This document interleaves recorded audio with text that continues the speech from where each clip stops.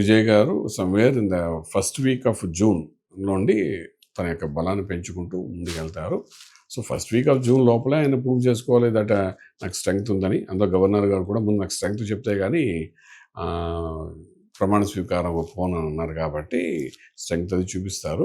But it is a tough time అని చెప్పడానికి అవకాశం ఉంది.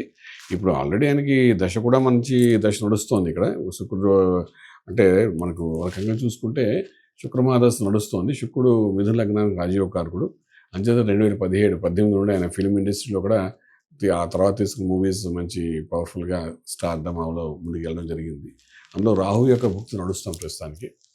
సో ఈ రాహు భుక్తి కూడా ఏంటంటే ఈయన ప్లేస్మెంట్ ప్రకారం చూసుకుంటే కొంత డిస్టర్బ్ చేసినప్పటికీ మ్యాజికల్ మూమెంట్ ఇస్తున్నాడు వాడు. మన 2025 జనవరి నుండి ఈ యొక్క రాజకీయ రంగంలో ఒక యోగం పొందాలంటే రాహు యొక్క మాయ కూడా కావాలంటుంటాం. శని యొక్క ప్రజాదరణ, రాహు యొక్క మాయ, అలాగే గురుడు యొక్క జ్ఞానం, కుజుడు యొక్క కుజబలం, ఈ 4 ఉండాలంటుంటాం. సో అందులో రాహు యొక్క ఇన్ఫ్లుయెన్స్ కూడా ఇక్కడ బాగానే ఉంది ఆయనకి. సో మ్యాజికల్ ఫిగర్ రావడానికి పెద్ద ఇష్యూ ఏం కాదు. Definitely is going to reach. But ఈ యొక్క 2-3 వారాలు ఏదైతే అన్నామో ఈ 2 వారాల్లో మాత్రం ఒక టఫెస్ట్ థింగ్ జరుగుతుంది. Ultimately is going to be chief minister, అదే డౌట్ లేదు.